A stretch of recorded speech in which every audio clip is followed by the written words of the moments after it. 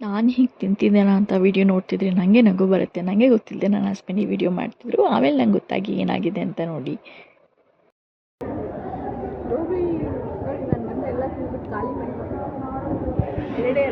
ಇದು ಗೋಬಿ, ಇದೇನು mutton chicken curry, ಆಮೇಲೆ ಚಪಾತಿ.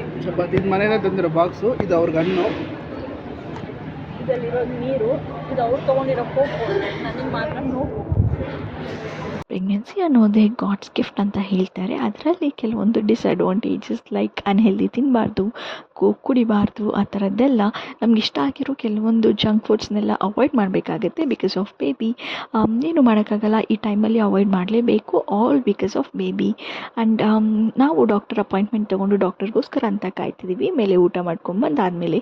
ಆ್ಯಂಡ್ ಹಾಗೆ ಇಲ್ಲಿ ಕೂತಿದ್ದಾಗ ಅಲ್ಲಿ ಯಾವಾಗಲೂ ಕಾರ್ಟೂನ್ಸ್ ಪ್ಲೇ ಆಗ್ತಾ ಇರುತ್ತೆ. ನಾವು ಯಾವಾಗ ಕಾರ್ಟೂನ್ಸ್ ನೋಡಿದ್ರು ನೆಕ್ಸ್ಟ್ ಬೇಬಿ ಜೊತೆ ಹೇಗೆ ಏನು ಅಂತ ಮಾತಾಡ್ತಾ ಇರ್ತೀವಿ. ನಿಮಗೆಲ್ಲರಿಗೂ ನನ್ನ ವೀಡಿಯೋಸ್ ಇಷ್ಟ ಆದರೆ don't forget to like, share and subscribe.